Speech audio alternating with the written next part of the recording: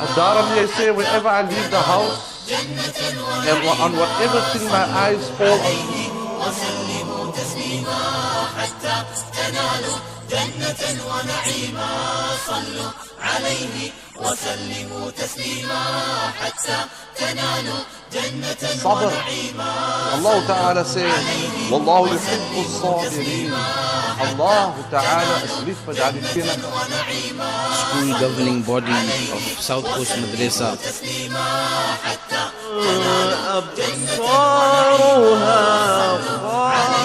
وسلموا تسليما حتى تنالوا جنة ونعيما صلوا عليه وسلموا تسليما حتى In celebration and support of Women and Women's Month, the Congress of Business and Economics is hosting a women's seminar with the likes of Aisha Mohammed, SABC3 channel head, co-governor VWV Media Events CEO, and Kate Moodley, the franchise director of Discovery Health.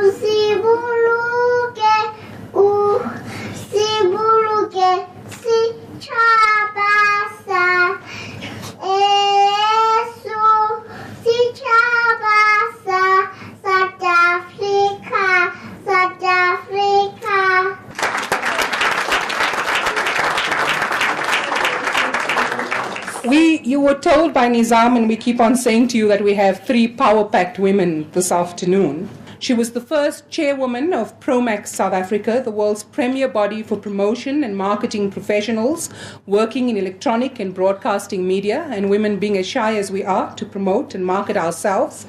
I'm sure it's going to be great to get some advice from her. Mother of 2 sons, an actively involved community service member in our midst today, and we look forward to co-sharing. Thank you very much. Good afternoon, ladies and gentlemen. It's really a pleasure to be here.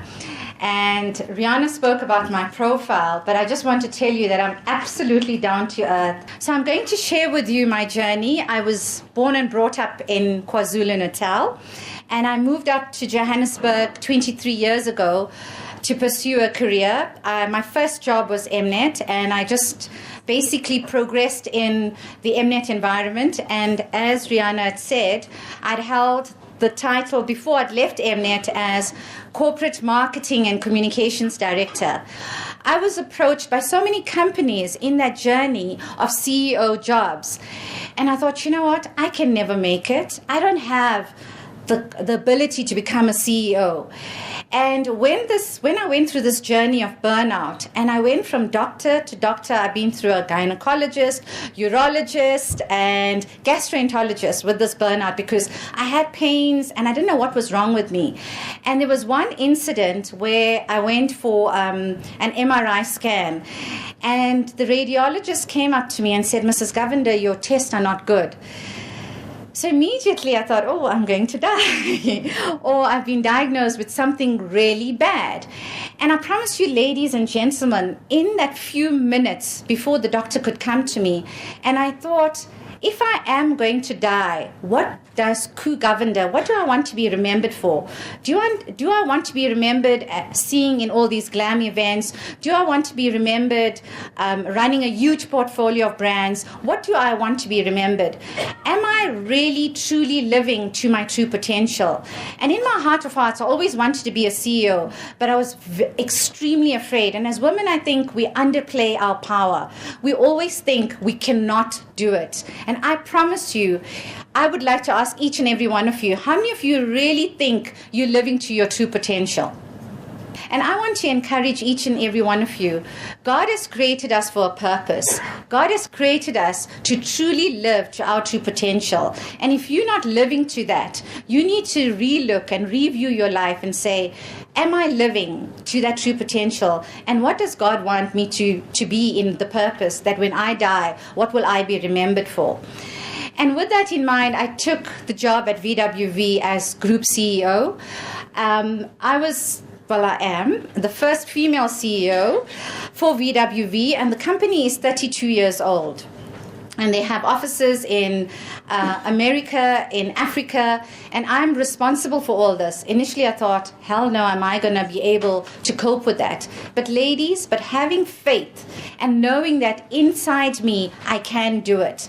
And in terms of balancing my work, my strategy about my job is I go fully prepared to a meeting. I'm fully present in a meeting, and that makes me a powerful woman, because then I overcome anything that's come my way. And in my journey of joining VWV, and I said, am I living my legacy? And my legacy is, at Emmet Cares, I was very passionate about breast cancer. I was very passionate about children's education. But the one passion of mine that I had not lived was women empowerment. I strongly believe as women, we need to empower one another. And for me, as I climbed that corporate ladder, for me it was rising, but I need to uplift. And it's important that each and every one of us has that opportunity to and also that determination to uplift women, because women need each other. But as women, there's a certain sense of intimidation. It's, I want to be that only female CEO. That's nonsense. You got to bring other women with you. And I've launched an academy with VWV called the Pakama Women's Academy. And Pakama means rise up. And as I said, me rising up means I have to uplift other women. And also there's a logo of the shoe. And I hope people will completely resonate with this. All of us women here love shoes. But another thing about us women is we're completely judgmental. And you need to walk in one another's shoes to judge one another. If you've not walked in another person's shoes, you have no right to judge that person. And therefore, I've had that logo of the shoes. So Pakama means rise up. What we've done is, because I'm in PR and marketing, we've approached 3 universities, which are Vega, AAA, and UJ. And what we've done is the final year students, we're equipping them for the corporate world, so that when they enter the corporate world, they would understand how to approach politics. Kate's going to touch a little bit on personal branding, how to look after your personal brand, how to handle conflict, how to handle sexual harassment. So this basically is a bridging course for the students with from the academics to life skills. We've got 26 women at the moment. 23 of them are black women and 3 are white women. And I know I'm taking 26 women who will be ready for that corporate world next year. And it's only 26 this year. And I can guarantee you I'm going to take a lot of young women with me in this journey. Sometimes you go through guilt of not spending time with your husband or not spending time with your children. And it's all about open communication. And our house, it is about, I don't give you quantity. I can't afford to give you quantity, but I can give you quality. That when I'm with my kids or when I'm with my husband, I'm completely present with them. I switch off my phones. I try not to look at my computer, and I'm there. When we go on holidays, we in a present mode. And I think it's very important that, especially with people who have careers, it's all about juggling. And you go through the stage of guilt. And up till now, I go through the stage, oh my God, am I a good mother? My son is his first year university. I didn't go with him. My husband went with him to register. And initially I thought, oh, I really feel bad. I'm not there with him. However, I helped him with other things, in terms of his challenges with university. So I think in terms of life, it's about setting boundaries. What boundaries can you give your family? And what boundaries, especially when you're with your family, that work doesn't cross? With me, I have a very powerful woman, Ku Govender, who is the CEO of VWV Events. Ku, what is it that inspires you? My inspiration is to live a purposeful life. And I think my inspiration is also to be successful, but totally significant human being. What message do you have for women out there that face many challenges in this day and age? My success would be is women are constantly juggling. So from a wife to a mother to a career woman and also to an extended family. And the most important thing is setting boundaries, creating priorities and never giving up on your dream. Because sometimes when Indian women get married, they kind of give up on their dream. And I think there's so much more to life than that. On that note, I know you have created something at this point in time as far as empowerment is concerned. But where do you see yourself going in the future, empowering other women that are not at university and that are not young and upcoming, but obviously that want to attain their goals in some way? So, I've started the CSI initiative called Pakama, which equips young women.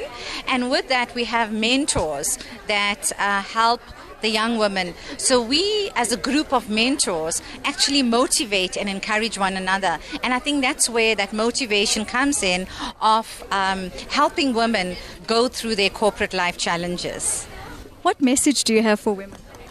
My message to women is never give up, live to your true potential, and live a significant life. Thank you. Thank you so much. Ku Govenders were definitely ones of serious motivation. We will be back after this break. صلوا عليه وسلموا تسليما حتى تنالوا جنة ونعيما صلوا عليه وسلموا تسليما حتى تنالوا جنة ونعيما صلوا عليه. This is not an April Fool's joke. On the 1st of April 2014, Aisha became the new channel head of SABC3. She is now in charge of the SABC's lifestyle and entertainment channel, and this is the SABC's only commercial TV station. She remains determined and focused on revitalizing and rejuvenating SABC3's brand image.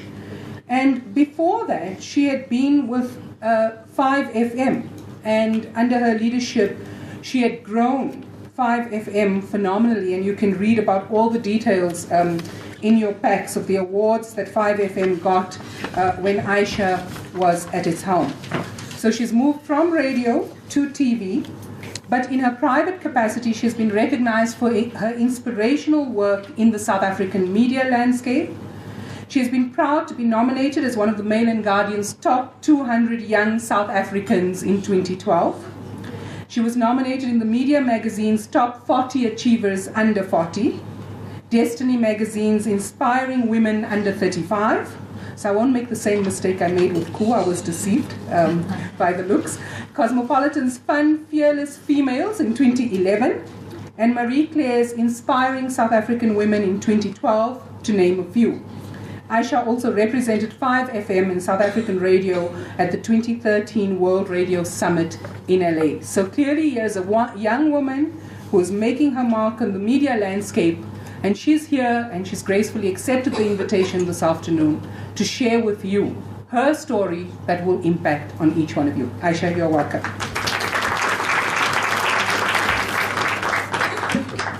So, good afternoon, ladies and gentlemen.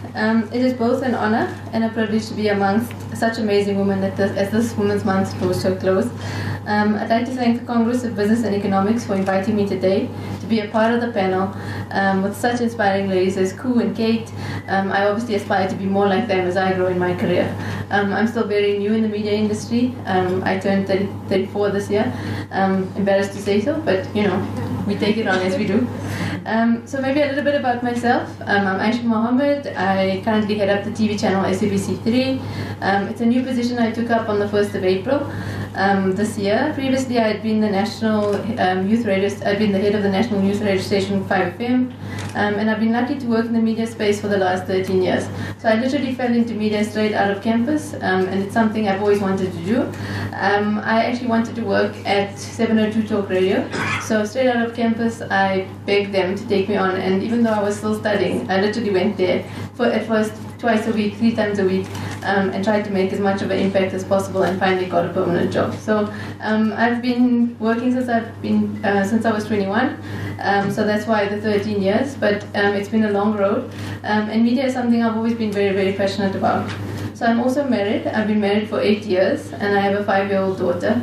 And the media space is obviously something I'm very passionate about, but I'm just as passionate about nurturing and taking care of my family. My family is always number one. So I've been blessed to follow a career that I'm truly passionate about, but I've worked hard for. But that also means that I'm very involved I'm involved in a very dynamic and demanding, fast-paced industry that requires a lot of time and attention to detail to achieve. So balancing work, family, and personal life is something that's very close to home, because I find myself with a constant juggle to do it and get it right all the time. In the quest to attaining a good balance of work, family, and personal life, I relate to the concept of having it all. And I think we all know this very, very well. We all want it all. We want to know what having it all is like. And this is often, I think, when the superwoman complex unfolds itself. Because in the quest to want it all, we have to do it all. And having it all naturally means different things to different people. So the right balance for me today will probably be different for me tomorrow. And the right balance for when I was single is different to when I'm married, it's different to when I have a child, and it's different to when I want to start a new career.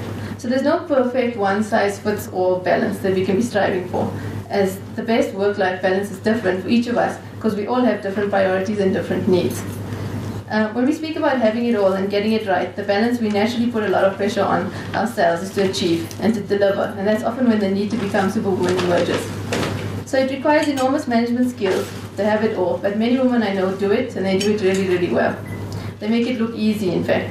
They flow between meetings, they do their kids' extramurals really well, their family supper, their housework, and deliver their assignment on time, because naturally it wasn't enough that they were perfect, they also needed to study towards another degree.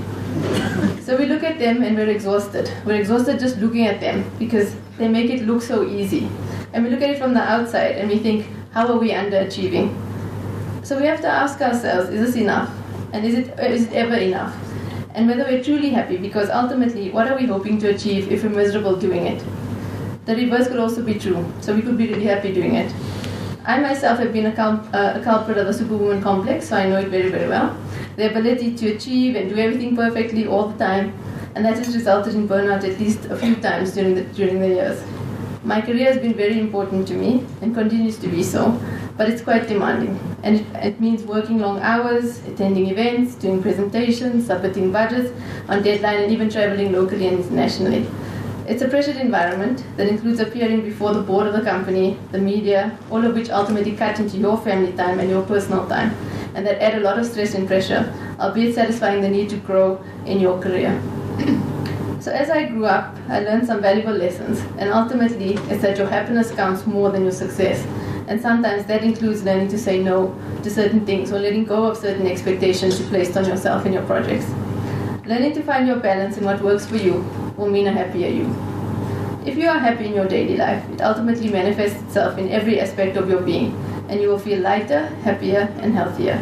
So if I were to go back to the superwoman and have another look at who she is, and ultimately, is she happy with the way she's managing her time, it turns out you'll probably notice that there's nothing superwoman about her at all. She has, however, mastered the art of working around her challenges and making her situation work for her. I've picked out 6 valuable solutions to share with you in answering the question to getting the balance right from what I've observed from successful women over the years. Number 1, they possibly have a supportive partner or a supportive family, or both. So a partner that you can rely on to assist with having both a career and a family, but an extended family who will assist when they're facing added pressures. Number 2, they probably have flexible working hours, so they manage their time better, still putting in the same amount of hours a week as a full-time employee, but doing it in the evening so they can spend a little bit more time with their kids. They might miss bedtime once a week, but that means that they can also make work events. Number 3, they can probably afford help at home. And I think Koo spoke about it earlier. Is it ever okay to say, I need help? And I think it really, really is. A cleaner who comes in 3 times a week to help with laundry and keeping your household neat and tidy means a more sane you. Number 4, I've also found they take as many shortcuts as possible. So they look for shortcuts like quicker recipes, making meetings closer to the office, making sure that they can get to the laundromat before they have to get home, They focus on being efficient and managing their time better, so they're not wasting extra time on doing things that can be done in a shorter time frame. And number 5, they use technology to make their lives easier. So they shop groceries online. They catch up on social engagements with calendar alerts and streamlined diaries, so they never miss tennis or soccer, the cake sale, or the due date for the strategy presentation. Ultimately, what you will find is that they work incredibly hard, but they work smart. They do long hours, but they focus and take their careers, their family lives, and their personal lives seriously. They put as much emphasis on prioritizing a walk in the park with a due date to submit the budgeted work. There are only 24 hours in a day. Your work, your home, your family, your addiction to chocolate. It's all your life, and it's not going away. A confluence of luck, good choices, hard work, and time management and support mean that it's not easy, but it's doable. And if you put energy in 3 of the most important areas of your life at one time, it can be succeeded. So for me, I wouldn't have it any other way. I like the feeling of success and accomplishment that I receive from doing it all, as they say. My accomplishments also drive my well-being, and I believe it makes me a happier wife and a happier parent. I don't always get my balance right. I'm always working on it and juggling. Juggling is one of my hardest jobs. But ultimately, I'm grateful for the opportunity to live a life that makes me happy, with a family and friends that continue to bless it every day. So in closing, what I'd like to leave you with today is to focus less on the guilt of not achieving it all, and rather focus on what can be achieved. Let's focus on, did I achieve something today, and did I enjoy it? Happiness will ultimately follow when accomplishment and enjoyment are present. So in the words of the late Maya Angelou, I've learned that making a living is not the same thing as making a life. A woman who is convinced that she deserves to accept only the best challenges to give the best, and she is living phenomenally. We spend precious hours fearing the inevitable. It would be wise to use that time adoring our families, cherishing our friends, and living our lives. Thank you. With me, I have Aisha Mohammed. She's from SABC3, the channel head. Aisha, what inspires you? There's so much that inspires me. I think my family inspires me, my partner inspires me, my work inspires me. I'm very lucky to be in a situation where I'm able to do what it is that I love every day. So going to work for me is very much part of the journey. So it's an inspirational journey for me. So it's a lot of that. And then I also have the opportunity to have a little bit of free time from time to time, and there's many things that I do that makes me happy, and mostly it's spending time with my family.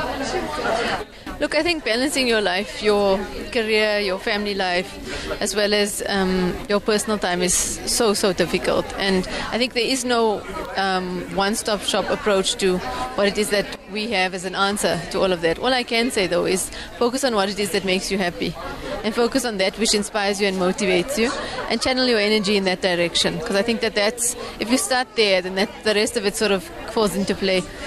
Being motivated is an interesting one, because motivation is sort of what drives you. And if you feel like you're in a situation where you're not motivated anymore to do better and to become better at what it is that you love, then I think maybe focus more energy on that. What message do you have for women?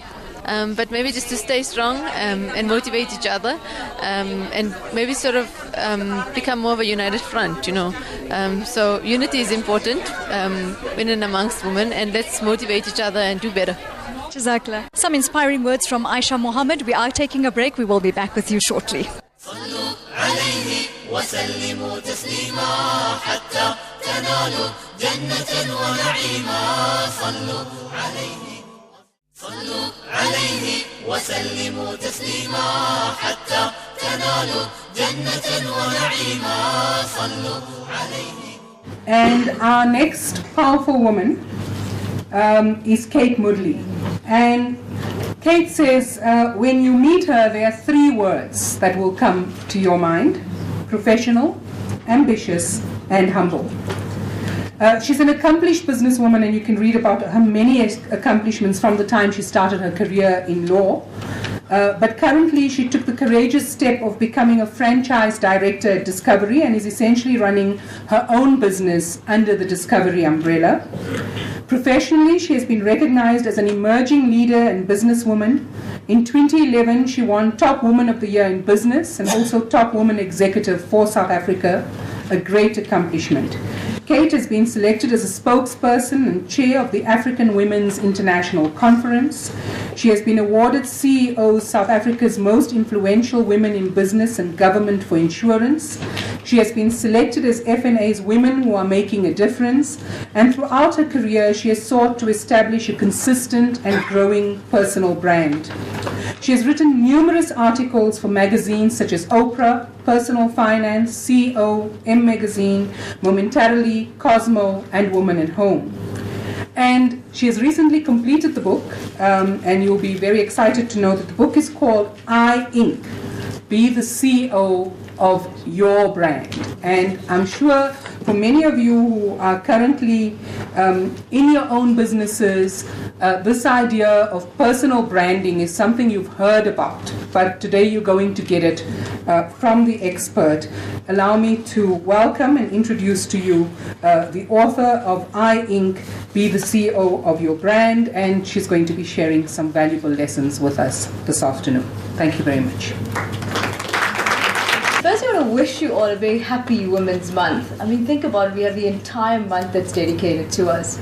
Recently, I did an interview on Mix FM, and I asked the interviewer, I said, do you realize that women are given an entire month? And if you had just one day, what would you do? And he responded saying that I would sit on the couch and I'd watch TV. And I said, but that's quite disappointing, because if we're given a day, we probably want to change the world. When people ask me, who are you? I'm always reluctant to say, I'm Kate Moodley, I live in Johannesburg and I work for Discovery.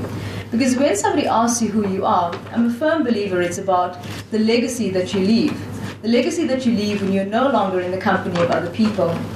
So I always ask myself the question on a daily basis, do I have a legacy, and do I live my life that represents excellence every single day?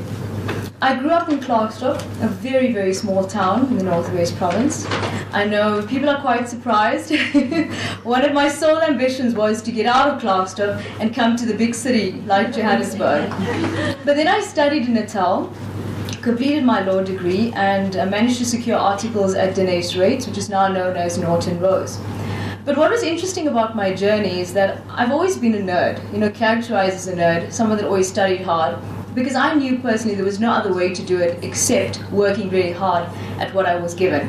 And every opportunity mattered to me, so I had to make the best of it. So what's interesting is that through my journey of work is that I realized everything has changed over time. If you think about where we were 20 or 30 years ago, there was very few women representation in a workspace. But we were given massive opportunities, and it was about taking those opportunities. And I want to share with you an interesting story. And there were two lessons that were taken out of it. The first one being that you have to have courage and conviction in business. And the second one being that it's okay to change your mind. So I was appointed as a legal advisor at Momentum. And 10 months into the job, I was asked to actually apply for a regional manager in distribution. Law, distribution, completely different parameters from a business perspective. I thought about it and I thought, maybe, maybe not. I was pretty unsure about the whole thing. And the guy who had approached me to apply for this position was quite encouraging. And then I heard a rumor that he had made up his mind that he was going to appoint another guy. So I was quite insulted by this whole situation. So I decided I was going to approach him directly on it and ask him, and I had this conversation with him, and I said to him, I believe that you've made up your mind about the job, and why are you wasting my time? If you want me to go through this process, you've got to make sure that I'm given a fair and honest process and chance in the whole thing. He was so taken aback by the courage of me actually approaching him that he says, I encourage you to apply for the job. And what happened? I got it. 10 months into that role, I was promoted into the GM position. And what I realized about that is that if you don't have the courage and conviction, both personally and professionally, you will stand still in where you are. So believe in yourself, and it's important that even if it is in a workspace or even at home, if you don't believe in something, don't just accept it for the situation that it is in. And I know being a wife, being a mom, being a businesswoman, it can be quite difficult to balance it all. But I'm a firm believer that you can have it all if you really want it. It's all about what Koo said, it's about planning and living a fulfilled life. So I'm a firm believer that it's not about finding yourself, it's about creating yourself. If you want to be a celebrity, you can be a celebrity. If you want to be the best mom on earth, you can be the best mom. If you want to be the most successful businesswoman, you can be the most successful businesswoman. And I want to share with you some of the tips that have worked for me as a person. Coco Chanel says, that the world is pretty much your runway. So show up and be the best. Show up and be the best mom, best wife, best partner. Show up in your corporate or in your business as being the best individual. And when I say it's not only about physically showing up by being really good, it's about emotionally being there as well. Coco Chanel said, dress shabbily and they remember the dress. Dress impeccably and they remember the woman. That's very powerful. Don't have a bad day. Don't go into the office not washing your hair. Don't remove the sexiness of your relationship. Doesn't mean if you've been married for 15 years, you have to give up on yourself as an individual. Retain that relationship, retain the excitement in it. It requires a lot of hard work, but you can do it. It's about making sure that you keep that balance and keep everybody happy in your space. Ku also spoke about eliminating the fact that people that don't work for you. I believe you should surround yourself with people that are more successful than you, simply because you can aspire to living a better life. If people don't add value to you or your relationships or to your workspace, let it go. If they contaminate your space, let them go. Be very selective of who you want part of your journey, because it's your journey and you have one life to live and it needs to be the best. A big part of success, or a big part of actually being really good at what you do is about networking. It's about connecting with people. But it goes back to the point of connect with the right people. Connect with people that encourage your dreams, not discourage you. Connect with people that add value to your life. And I think of a perfect example is that I have a really, really good friend. I don't have kids yet. And we made the decision not to have children at an earlier stage, simply because we wanted to follow our own dreams, be it on a career level, be it traveling, building a certain kind of lifestyle that we wanted. And today we are ready for that, to embrace motherhood. And I suppose in his example, embracing fatherhood. And I look at it, I have one friend in particular, which I've actually included in my life because I love the way she values her family. And the point of actually choosing the right people is that you can choose different types of people that add different values, different amounts of value to you as an individual. You can respect different things in different families. And I listened to a very interesting talk last week, and I always said if I do become a mum at some point, this is how I'd love to bring up my kids.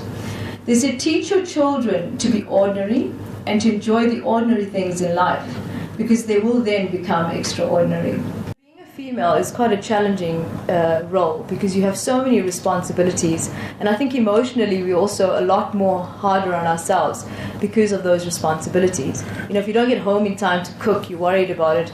Think about it when your husband walks in, he's not really bothered about whether there's food on the table or not. And we take on that responsibility because we do overthink things and we do take an emotional strain in terms of it. But my advice to all of you is really enjoy where you're at as a person. Love what you're doing and be extremely, extremely good in whatever role you've chosen to be. I want to share with you my mission statement. And it took many years to get to this point, because when you decide what your mission statement in life is, it's really about looking at what your value system is and really being authentic. Don't lose your femininity in the process. Stay true to who you are as an individual. And my mission statement is have a commitment to excellence in every facet of your life. Or have a commitment to excellence in everything that you do, or don't do it at all. And leave a legacy that one day your kids can be proud of. And the reason I say your kids, because your kids emulate you. Your kids live up to your values and to what you aspire to be. So make sure that you are the best example to them in whatever capacity you choose to be. Thank you. Well, a lot of things. I think firstly, my family, most definitely, and then definitely the fact that I believe in having a commitment to excellence in everything I do and not being mediocre. So there's nothing specific. It's just that I have this inherent drive to be successful, but in all spheres. You're in a very interesting industry. mainly dominated by men. How do you overcome those challenges as a woman, and what message do you have for other women that are aspiring to what you're doing? I think the most important factor is not to lose your femininity and remain authentic to who you are, because I think a woman brings a very different spin to business today, and one of it is the emotional side of it, and every business needs the emotional side to it. So my message would be, you know what, aspire for your dreams. Don't let being a female be an issue. Gil Marcus actually quite rightly said, be selected for the position because you're the best, not because you are female. Tell us a little bit about iInc. A lot of women actually aspire to create their own brand. Where do they start? Well, the easiest place is probably social media. I mean, if you've got an internet connection, you can pretty much start your branding on that level. But also in doing so, be very careful that you don't post incorrect things on Facebook, LinkedIn and Twitter, because it can damage your brand as well. What message do you have for women out there? Live your dreams, be ambitious, have a commitment to excellence in everything you do, and live a full life. Thank you. Definitely some motivational words from Kate Moodley. Stay with us, we will be back shortly. صلوا عليه وسلموا تسليما حتى تنالوا جنة ونعيما صلوا عليه.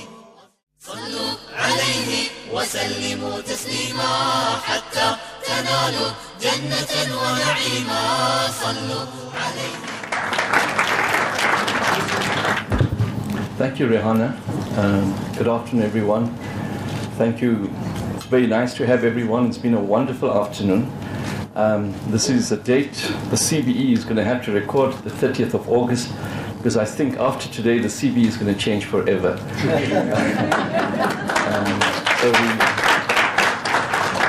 It's a bit embarrassing because we know how much has been spoken about women participation and gender sensitivity, and it's taken the CBE a long time to have a function like this. But I think it's a case of better late than never. So it's really been wonderful for all the executive members here to see what can be achieved, what has been achieved, and how wonderful this afternoon has been. In terms of the CBE was formed in 1990. It grew out of the Transvaal Indian Congress. We all know that the Transvaal Indian Congress has a very rich history, played a very dominant role in those earlier years in terms of working for the freedom of the country. At the time, during that period, the TIC had a group within itself called the Business and Economy Group. Okay, at the time, there were people like Zahir Motani. There was Zahir Motani, Umar Motani. I'm trying to think of Khalik Mayat. Lots of guys that were part of that particular group, which then went public and formed the Congress of Business and Economics. So it was 1990. 1994 wasn't far away. So a lot of the work in those earlier years was very political. Was working towards addressing our business needs around the boycotts and around problems that our businesses were experiencing in a number of areas.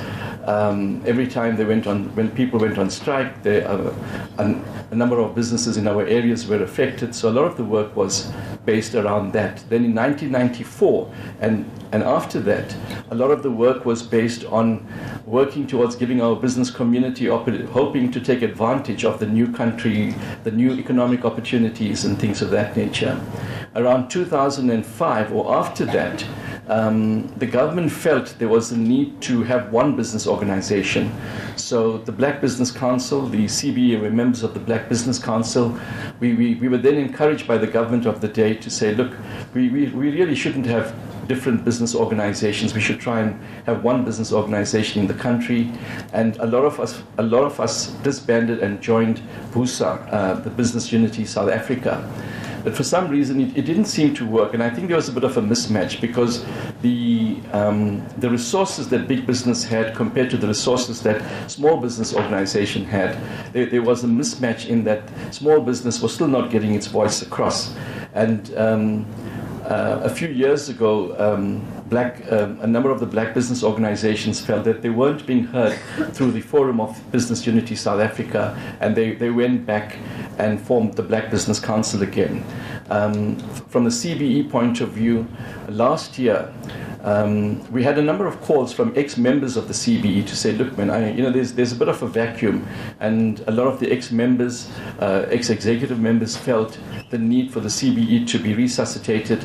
And so in April last year, we had a workshop in a forum where we had a number of people around to talk about what the CBE would be going forward. There are a number of issues to be addressed. CBE grew out of the TIC, so it had a large Indian presence. Although the CBE is open to all members of the community, it still has a large Indian presence. So we're always challenged by that. The membership is open to everyone, but because of the way our country has been structured and the way our communities live and work and things of that nature, we find ourselves with a predominant Indian membership. Having said that, out of last year's workshop and forum, I think there was a recognition and a need that there was an important role the community had to play in terms of where we are in terms of our country. We've seen that the inequalities in our society have grown to such an extent that we felt it was an opportunity for the business community and the community at large to start playing a role, to contributing towards the National Development Plan, and also in terms of the unemployment, the opportunities to support small business, the opportunities to support young entrepreneurs. So arising out of that, we do have a young entrepreneurs program, which we do jointly with Roche Gold. That's been very successful. From our initial numbers of about 30 or 40 youth, I understand that today we're having crowds of as many as 100, 200, 250 people attending these functions. So that's an important role. The other thing about our community is that the community has played a significant role in terms of the freedom of the country. But we feel that the youth of the future, in about 20 years' time or in 15 years' time, we won't be judged by what people like Ahmed Kathrada have done, Isu Chiba have done. We will be judged by what we would have done in the last 20 years. And there's a real opportunity for us. I've recently been involved in problems and issues around the African Bank and the demise, the problems around Ellerines. And one of the striking features of that has been the issue of these high interest loans that people have, that the poorest of our communities have been exposed to. People take it, for a long time this has been taken for granted.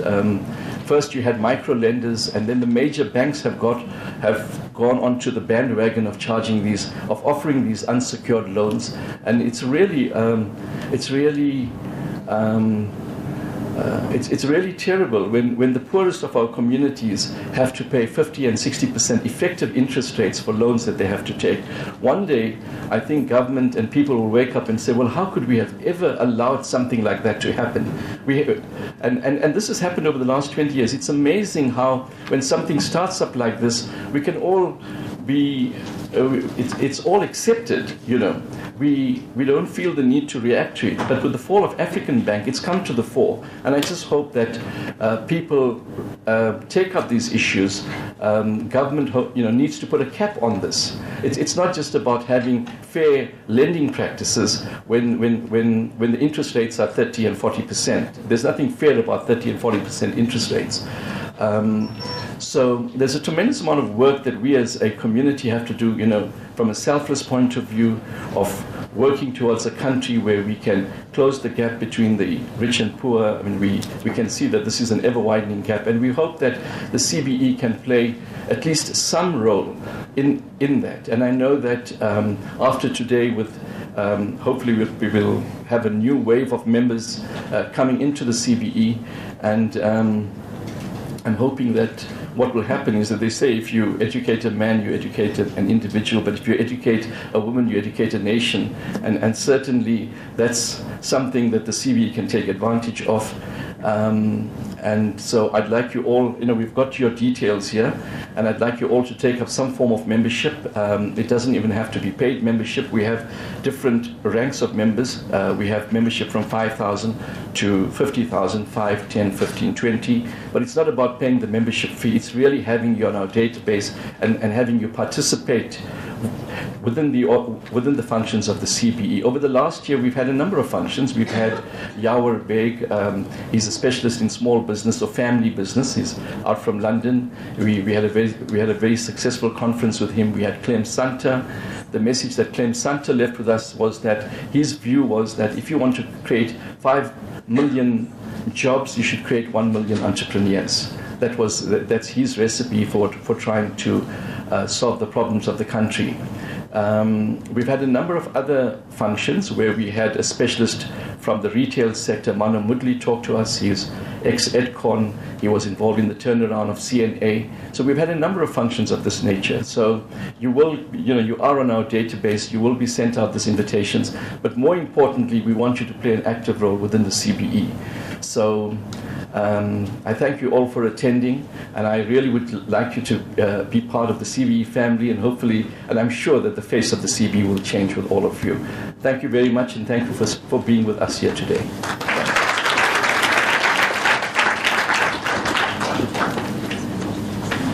So Jay, thank you very much for that call. And I think Jay's raised some really tough issues that we need to confront pretty soon.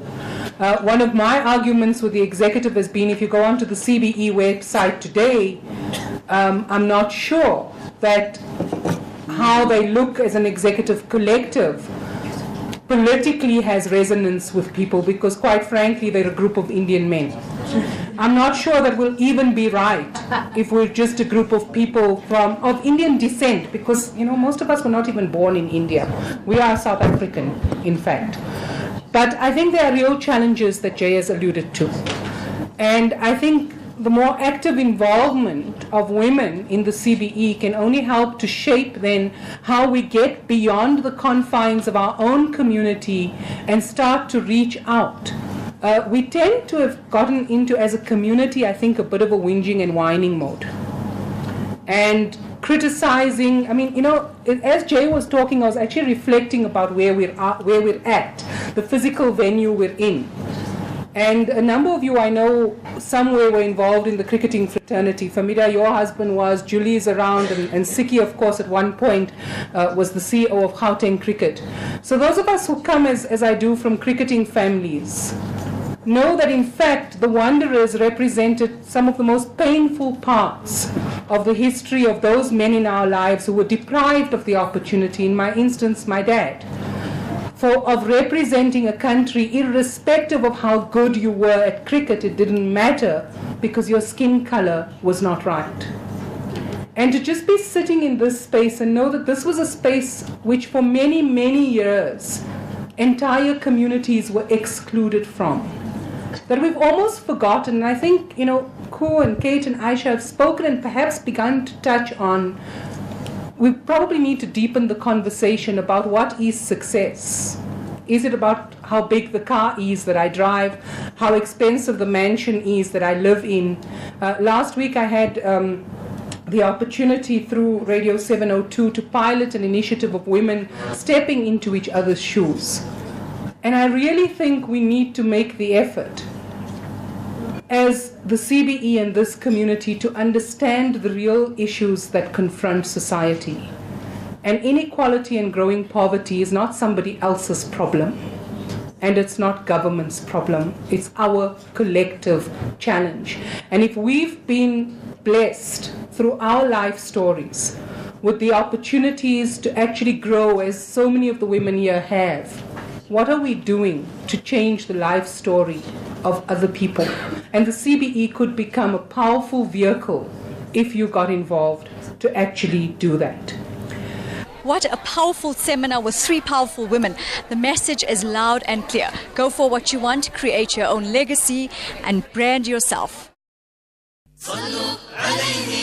وسلموا تسليما حتى تنالوا جنة ونعيما صلوا عليه وسلموا تسليما حتى تنالوا جنة ونعيما صلوا عليه وسلموا تسليما حتى تنالوا جنة ونعيما صلوا عليه وسلموا تسليما حتى تنالوا جنة ونعيما صلوا عليه